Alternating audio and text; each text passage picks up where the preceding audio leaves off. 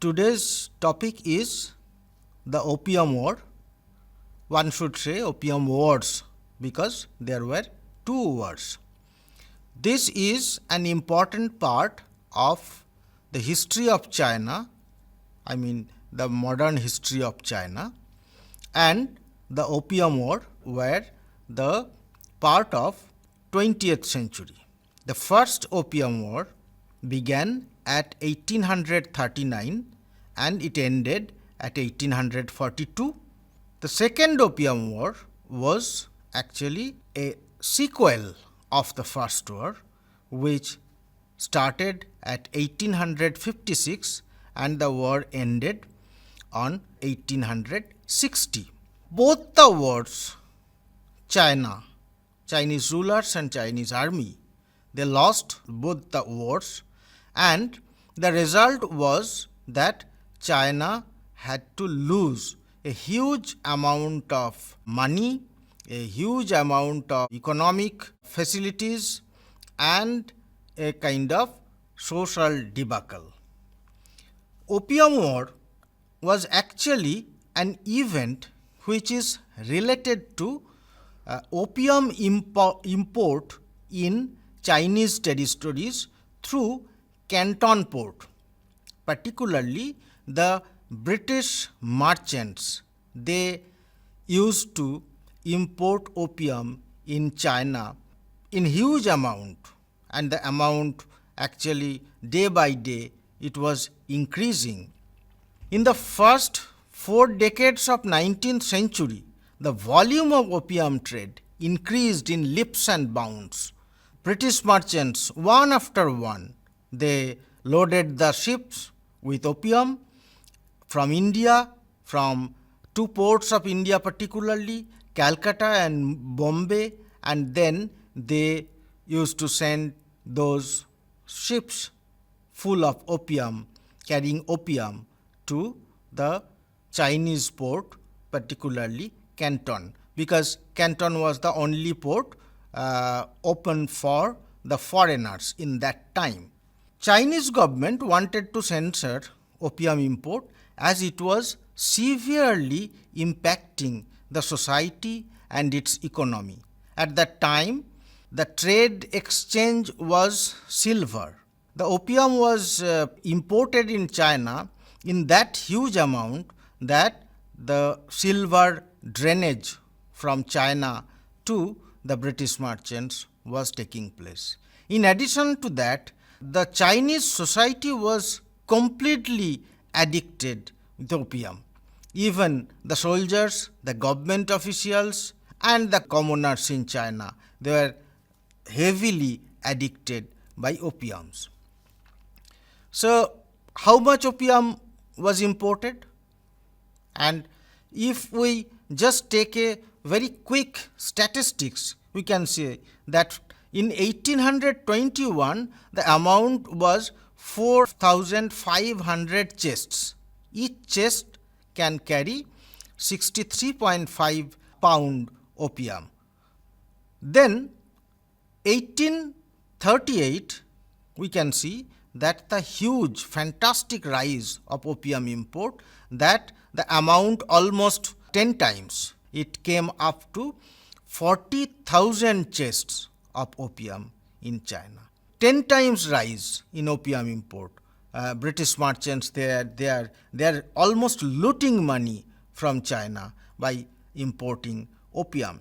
And moreover that opium was not legally imported to China always, because there was a ban on opium taking, opium trade since 1813. So Chinese Qing dynasty, Qing court, Qing rulers, they banned opium use and opium trade in China since 1813.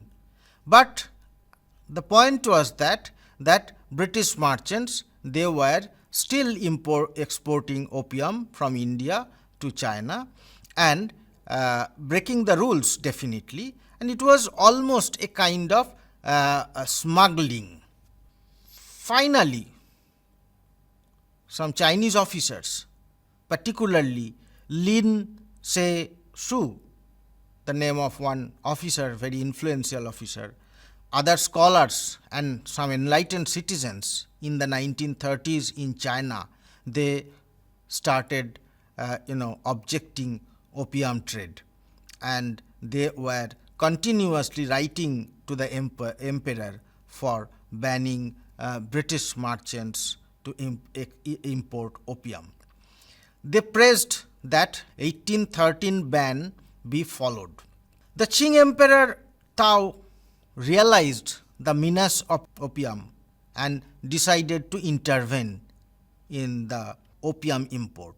That actually led to addiction, criminalization, corruption, and silver drainage. We have just mentioned silver drainage and addiction, but the other 2 points were also important, that criminalization of Chinese society was taking place through opium trade, because the British ships, they actually unload their opiums in the warehouses, which were actually vessels, British ships and vessels stranded at the Canton estuary. The Chinese traders, dealers, they travel over the sea, and they got those opiums, took those opiums to their vessels and Chinese junks, and they came back to Chinese mainland and coastal area, and finally they ran this kind of business with the goons, with the help of the goons, bribing the government officials, because we should remember that opium trading and was banned since 1813. So criminalization of Chinese society through opium trade and opium import was also taking place. The Qing court finally sent Commissioner Lin Zexu to stop opium import and trade by the British merchants through Canton port. And it was March 1839. Lin was a very efficient and strict official. He was also a scholar and one of the important members of Qing court. A film was made in 1959 on the life of Lin Zexu, and the film was named after his name. The name of the film is Lin Zexu, and the director of the film is Chang Chin Li. It was 1959 the film was made, and the film very fantastically explained what happened in that time in China and how China led to Opium War, the first Opium War, where Lin Zexu took a very important part. Commissioner Lin refused the entry of British vessels transporting opium at Canton port. He was sent as a commissioner of Canton, and he took very strict steps. He confined some British merchants that who were in the Canton city, that British areas were sealed by him, and confiscated opium. From March, he joined as commissioner of Canton in March, and from March to July, he took drastic actions. He confiscated opiums. He actually destroyed chests after chests opium, poured it into the sea. Some opium chests were burnt. Also, he stopped the local dealers from collecting opium chests from British vessels and coastal warehouses, arrested them, the local Chinese dealers, and destroyed their stocks. So, the British consul, he finally understood that Lin was a tough nut to crack. They tried to convince Lin, they tried to bribe him, but Lin was on his position, and he took very strict steps. Finally, the British traders retreated to Hong Kong and Macau Islands. It was August 1839.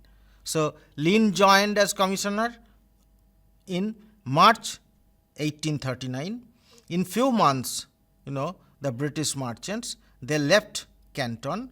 It was August 1839. They left Canton for Macau and Hong Kong. These two islands were also adjacent to Chinese mainland, and they were part of China, but they were more open to the foreigners. But British force, the British merchants, they left Canton only to come back. British consul in China, Mr. Elliot, he wrote to the British Parliament and urged military action in order to save British subjects' lives and properties, because a very important merchant was arrested by Lin, and later he was released, but Lin threatened that he would arrest everybody who would try to import opium or who would be involved in opium trade, whoever he is, a Chinese or a British. In June 1839, the British Parliament decided to attack China in the pretext of, protecting her merchants' interest. Lin wrote a fantastic letter. The letter was never delivered to Queen of England, Queen of Great Britain. Lin was a very enlightened person. He wrote that from India, the British merchants never export opium to England or Europe, but the whole opium stock which they produce, they actually export that opium to China. It shows that the British policy is how much anti-humanitarian. But the letter was never delivered. On the other hand, the British Parliament decided to attack China. They sent a naval troop to attack China. In April 1840, we should mark that timeline, April 1840, a British naval force invaded Chinese coastal areas. They approached to the Canton port and faced huge Chinese resistance, because Mr. Lin, the commissioner, was ready for that. He was apprehending that British attack, and he actually barricaded Canton city, Canton port, with wooden piles planted on the sea, and with these wooden piles and huge iron chains, he could successfully barricade Canton port. So primarily the British force was unsuccessful, but very quickly they changed their strategy, and they actually moved northwise and captured Chusan Island. Towards Chusan Island they first went and then captured Tianjin. Tianjin was near to Peking, that the capital city, and that port, Tianjin port, was captured by the British. So the Qing court, since the British army approached very near to the capital city, the Qing court got scared. In spring 1842, taking military control, they took military control over the other important ports like Shanghai, like Qingqiang, like Amoy, and finally they started approaching towards Nanking. Nanking was another very important city and a part-time capital for the Qing rulers. Now the Qing government, they didn't find any hope, and finally they decided to surrender. Conceding defeat, the Qing court was forced to sign a disgraceful treaty, which is known as infamous Nanking Treaty, on 29 August 1842. This timeline, 29 9 August 1942. We should remember, because in the Chinese history this date is very important, and on that date the Treaty of Nanking was signed between the British and the Chinese government, and empowered by that treaty, British merchants actually started dominating the Chinese economy and some important ports of Chinese territory. Anyway, China was forced to, what was in the treaty? That China was forced to open 5 ports, important ports for British trade and residence: Canton, Shanghai, Amoy, Fuzhou, and Ningpo. So these ports were opened for foreign trade, British trade, and also they were allowed to construct their own residence there. Hong Kong was ceded to the British. They took the Hong Kong entirely. In addition to that, China had to pay an indemnity of 21 million Mexican dollars. Indemnity was paid to the British merchants. The story did not end here only. So the Chinese government had to sign some other subsidiary treaties, that British Supplementary Treaty in 1843, American Treaty 1844, French Treaty 1844. So what was in the treaty? In the Nanking Treaty, the Qing government was forced to give the British merchants as the most favored nation status. The same status was demanded by the Americans, by the French, and the similar kind of status was given, similar kind of facilities were promised by Qing government to French and Americans. Another point was the Western forces, they started enjoying extraterritorial power, extraterritoriality. What is this extraterritoriality? That extraterritoriality means that some foreign force which constructs its residence in other country, but empowered by extraterritoriality, a British subject, if he or she commits a crime on Chinese soil, that treaty, according to that extraterritoriality, he or she would be subjected to British law only. Chinese law, Chinese police could not touch him or her. So that is extraterritoriality. Let us have a quick question answer and quiz session. When did the first Opium War take place? So the answer will be the first Opium War took place from 1839 to 1842. Who was the commissioner of Canton Port in the time of Opium War, when the Opium War started? The name of the commissioner who was in charge of Canton Port was Lin Zexu. Who won the Opium War? The answer is the British force won the Opium War. And let's have multiple choice questions very quickly. Which dynasty in China was the ruler in the 19th century? Qing, Ming, or Song? The answer is Qing dynasty. Who imported opium in China in 18th and 19th century? The options could be the French, the Germans, the British. The right answer is that the British imported opium in China in the 18th and 19th century. So let us come again to discuss our topic, resume the discussion. Why the Qing army was defeated and why the British army won. The size of the Qing army was huge, but they were neither equipped with modern weapons nor the new modern warfare tactics.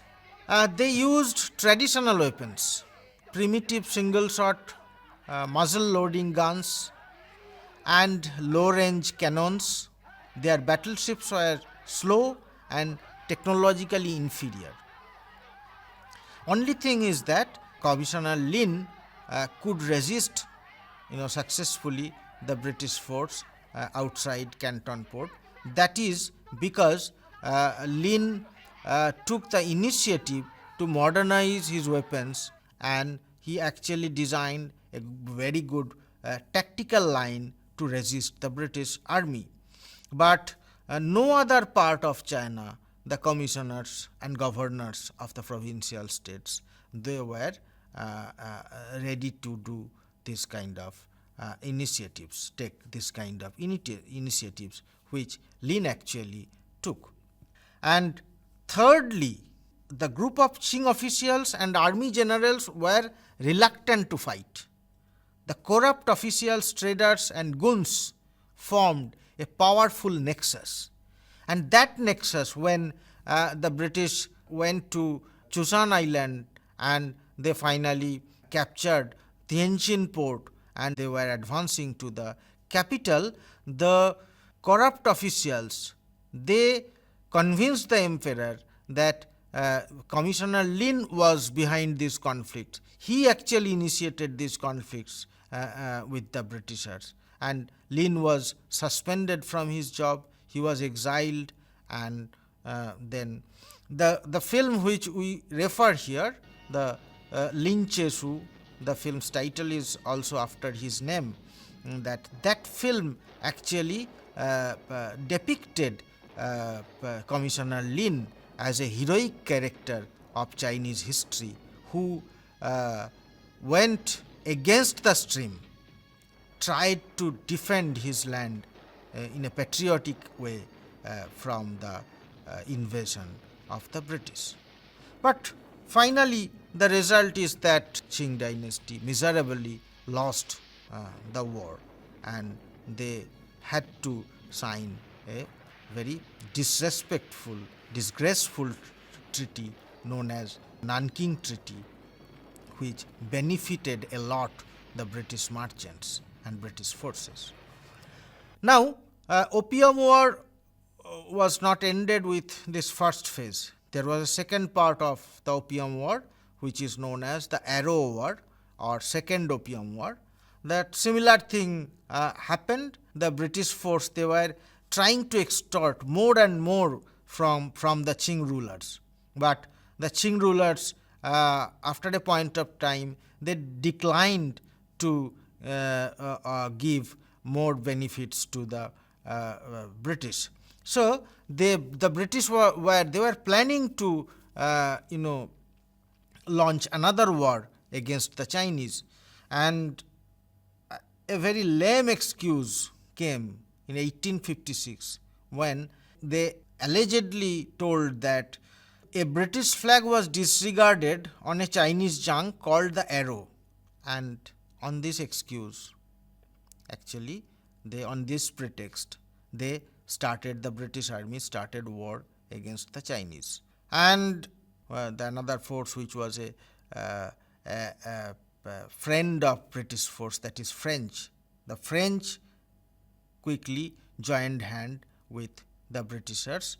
That they also followed another excuse. There was another excuse for them, that a French missionary was killed by some rebels in China, Christian missionary. And on that excuse, France also declared war against China, and they joined hand with British.